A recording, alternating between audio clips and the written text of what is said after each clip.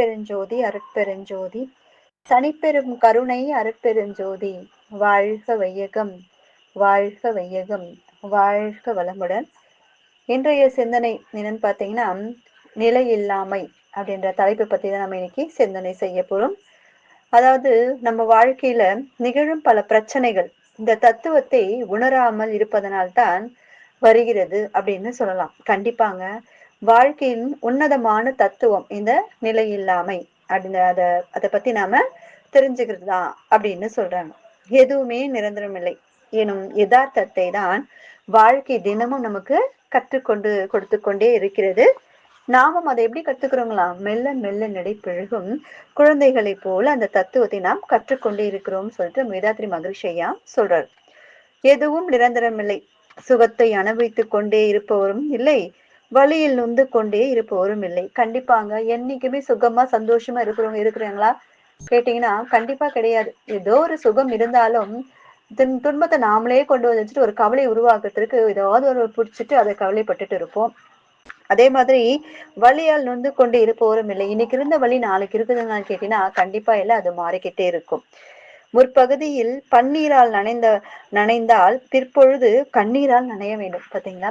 அதாவது நம்ம முன்னாடி சந்தோஷமா வாழ்ந்தோம் அப்படின்னா, மகிழ்ச்சியா இருந்தோம்னா கண்டிப்பா ஒரு இடத்துல துக்கம் வரும், துன்பத்தில் வரும், துன்பம் வரும். நம்ம கண்ணீரால வாழ்ந்துதான் ஆகணும் அப்படின்னு சொல்றாங்க. அதாவது இந்த இன்பம் துன்பம் எதுன்னு பாத்தீங்கன்னா நம்முடைய வினை பதிவுகள் காரணமாக தான் வருது. அப்போ அந்த பதிவு நல்ல வினைகளா இருந்தா நம்மளுக்கு இன்பமா இருக்கும், சந்தோஷமா இருக்கும். தீய வினைகள் இருக்கும்போது நம்மளுக்கு எப்படி வரும்? கண்ணீர் வரும், துன்பம் வரும். துன்பம் வந்தா அதுக்கு என்ன வரும்? கண்ணீர் வரும். இதுதான் இங்க சொல்லியிருக்காங்க. அதே மாதிரி பிறப்பு போல் இறப்பும் இயற்கை தான் அப்படின்னு சொல்றாரு. கண்டிப்பா ஒரு பிறப்பு இருக்குன்னா, ஜனனம்னா கண்டிப்பா மரணம்ன்றது ஒண்ணு கண்டிப்பா இருக்கு அப்படின்னு சொல்றாங்க. இளமை போல் முதுமையும் இயற்கை தான். இளமை பருவம் இருக்கும், அப்புறம் முதுமை பருவம் கண்டிப்பாக வந்தே தீரும். நேற்றைய மேனியின் வனப்பும் நாளைய தோளின் சுருக்கமும் இயற்கை. கண்டிப்பாக நாம இளமையா இருக்கும்போது எப்படி இருப்போம்? நல்ல ஸ்ட்ரிக்கா, நல்ல ஸ்ட்ரென்த்தா நல்லா இருப்போம். ஆனா முதுமை வரும்போது தோளிலே சுருக்கமும் தலைமுடி நிறையும் நம்ம எப்படி இருப்போம்? வயதானவர்கள் ரொம்ப முடியாம நம்ம உடல்லாம் நடுக்கமா இருப்போம் அப்படின்னு. அது எல்லாமே என்ன சொல்றாங்க? இயற்கை தான் அப்படின்னு சொல்றாங்க. நேற்று கொடுத்த கரங்கள் நாளை கையேந்தலாம்.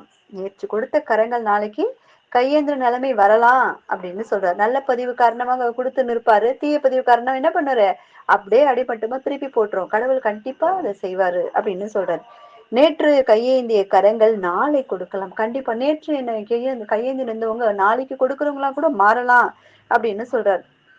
அதுதாங்க, செல்வ செழிப்பும் நிரந்தரம் இல்லை, ஏழ்மையும் நிரந்தரம் இல்லை, ஓங்கிய கைகளும் நிரந்தரம் இல்லை, குனிந்த முதுகுகளும் நிரந்தரம் இல்லை. எதுவுமே நிரந்தரம் இல்லை அப்படின்னு சொல்றாங்க. கண்டிப்பாங்க, இப்போ இந்த காலத்துல இவங்க நல்லா வாழ்ந்து வாழ்ந்து கெட்ட குடும்பப்பா இது அப்படின்னு நம்ம சொல்றதெல்லாம் நம்ம கேட்டிருக்கோம். ஏன்னா அவங்க கொடுத்து கொடுத்து கொடுத்துட்டே இருப்பாங்க. ஒரு சில கட்டத்துல என்ன பண்ணுவாங்க? அவங்க வினைப்பதிவு காரணமாக அவங்க என்ன பண்ணுவாங்க? துன்பத்துக்கு ஆளாகி ஒன்று சொத்து கூட இல்லாம போயிடும். அப்படியே மொத்தமா வாஷ் அவுட் ஆயிடும். யாருன்னா வந்து ஏமாத்தி கூட்டிட்டு எடுத்துட்டு போயிடுவாங்க.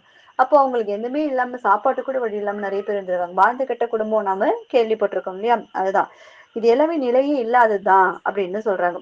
இது எல்லாமே நிலை நிலையில்லாமே சொல்ற செயல் தான் இது எல்லாமே அப்படின்னு சொல்றாங்க. வீடுகளை மனிதர்களை எடுத்துக்கொண்டால் அவை வெறும் கட்டிடங்கள். வீடு, அதாவது வீடுகள் மனிதர் இருக்காங்க, அந்த மனிதர்களை எடுத்து விட்டாங்களா அது என்ன சொல்றாங்க? வீடு ஒரு ஒரு கட்டிடம் தான் அப்படின்னு சொல்றாங்க. வண்டுகள் மேயாத பூ என்ன பூவோ, உறவுகள் வராத வீடு என்ன வீடோ வீடோ. எத்தனை செல்வம், எத்தனை கல்வி, எத்தனை உயரம், எத்தனை பதவி அடைந்தும் நம்மை சுற்றியுள்ள மனிதர்களை மதிக்காத தன்மை இருந்தால் அனைத்தும் வீணானதே அப்படின்னு சொல்றாங்க. கண்டிப்பா எவ்வளவு செல்வம், எவ்வளவு கல்வி, எவ்வளவு எத்தனை எந்த உயர்த்துறதா இருந்தான்னா என்ன, சக மனிதர்களை, சக உயிர்களை, சக ஆன்மாக்களை என மதிக்காத தன்மை இருந்தால் அனைத்தும் வீணானது. கண்டிப்பாங்க, எல்லாருமே அணுக்களின் கூட்டு, எல்லாமே இறைநிலை தான். எனக்குள்ள ஒரு இறைவன் இருக்காரு, உனக்குள்ள ஒரு இறைவன் இருக்காரு. அப்போ இந்த இறைநிலை அந்த இறைநிலையை வந்து மதிக்கலன்னா அப்ப அதுக்கு என்னங்க? எல்லாருமே வந்து இறைவன் தான். அப்படி இருக்கும்போது எல்லாருக்குள்ளவும் வந்து இறைநிலை கடவுள் உள்கடந்து போனா கடவுள் இருக்காருன்றப்போ, அப்போ சக மனிதர்களை மதிக்காத தன்மை இருந்தால் அனைத்தும் வீணற்றது அப்படின்னு சொல்றாங்க. எத்தனை பெரிய அதிகாரிக்கும் பதவி ஓய்வு வரை மட்டுமே மதிப்பு. கண்டிப்பாங்க, எவ்வளவு பெரிய அதிகாரி இருந்தாலும் ஒரு பதவி ஓய்வு வரும் வரைக்கும் தான் மதிப்பு. அடுத்தது அந்த மரியாதை அந்த மனிதனுக்கு இருக்கவே இருக்காது. அடுத்து அவர் அந்த இடத்துக்கு போனா கூட ஒரு சாதாரண மனுஷனை தான் பார்ப்பாங்க. அந்த பதவியில் இருக்கும்போது கொடுத்த மரியாதை இப்ப இருக்காது. அப்ப மனுஷனுக்கு எங்கங்க மரியாதை? மனிதனுக்கு மரியாதை கொடுக்க நாம பழகல. மறந்துட்டோம் நாம. இந்த நிலையில்லாத பொருட்கள், சொத்து, பணம், புகழ், அதுக்கப்புறம் என்ன, இப்ப பதவி. இந்த பதவி இதுக்கெல்லாம் நம்ம வந்து பணம் வச்சிருந்தா ஒரு மரியாதை, பதவியில இருந்தா ஒரு மரியாதை, இப்படியே நம்ம மரியாதை கொடுத்துட்டு நாம இந்த நிலையில்லாத பொருட்கள் மீது நம்ம மரியாதை கொடுத்து நம்ம வாழ்ந்துட்டு இருக்கோம் அப்படின்னு நம்ம சொல்லலாம். இப்படி உயிரற்ற விஷயங்களுக்கு மரியாதை கொடுத்து உயிருள்ள மனிதனுக்கு மரியாதை கொடுப்பதை நாம தடுக்கிறது. மரியாதை கொடுக்காம இருக்க தடுக்கிறது எது? இந்த நிலையே இல்லாமை அப்படின்ற பத்தி தான் தெரியாதனால நம்ம இந்த விஷயங்கள்லாம் செஞ்சுருக்கோம். எதுவுமே நிலை இல்லைங்க. பிறப்பு வந்தா இறப்பு இருக்கு என்ன, அதே மாதிரி இளமை வந்தா முதுமை இருக்கு, செல்வம் கொடுக்குறவன் நாளைக்கு கொடுக்காம முடியாது போயிடுறான். இப்ப எல்லாமே நிலையெல்லாம் இருக்கும்போது நாம என்ன பண்றோம்?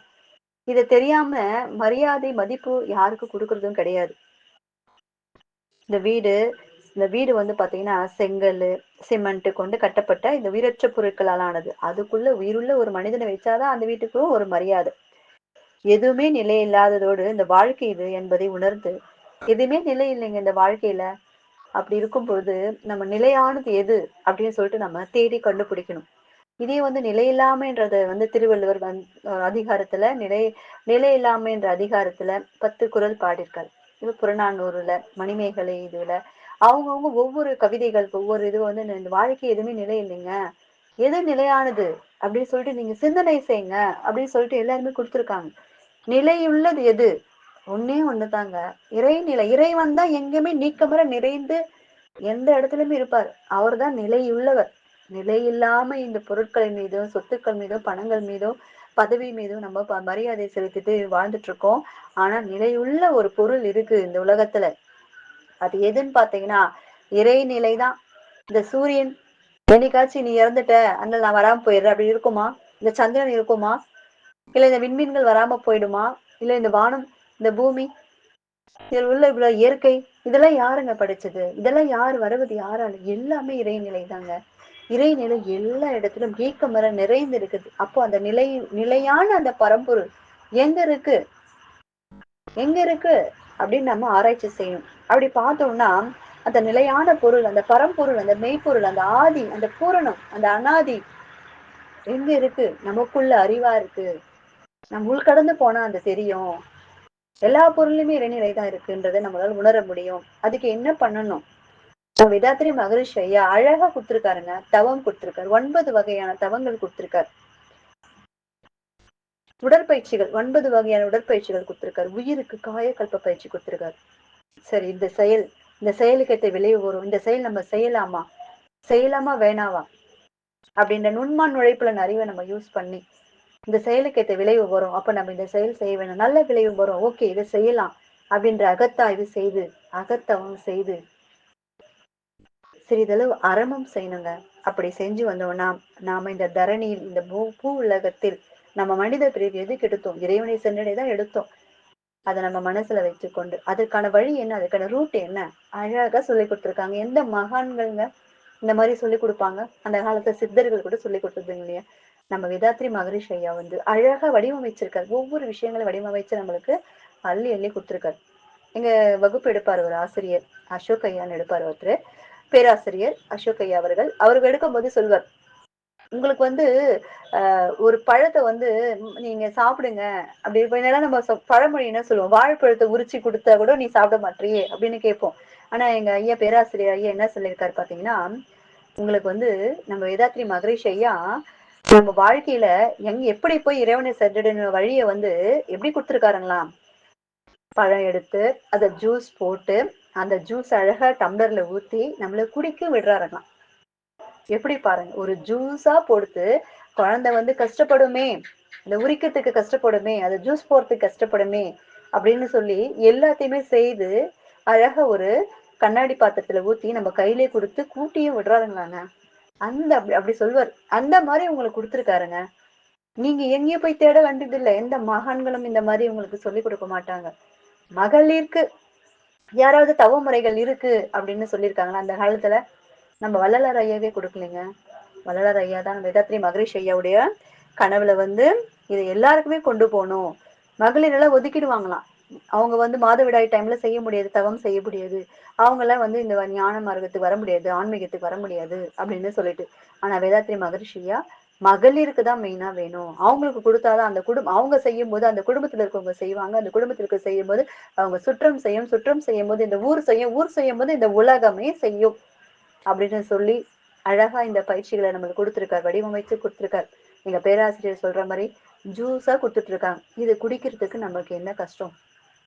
அனைவரும் சிந்தனை செய்யுங்க. நமக்குள்ளேயே அந்த மெய்ப்பொருளான இறைநிலை அறிவா இருக்குது. அதை நம்ம தேடணும். நம்ம உள்கடந்து போய் தேடினா கண்டிப்பா கிடைக்கும்.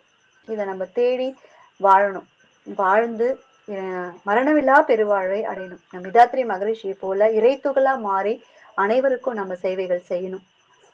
வாழும் காலத்திலே நம்ம இதையே கடைபிடித்து அந்த நிலைமைக்கு போகணும். சரிங்களா? இந்த நிலையில்லாததை பத்தியெல்லாம் நம்ம நினைச்சிட்டு இல்லாம நிலையானது எதுவோ அதை தேடி நாம் செல்வோம்னு சொல்லி இன்றைய சிந்தனையை நிறைவு செய்கிறேன். வாழ்க வளமுடன்.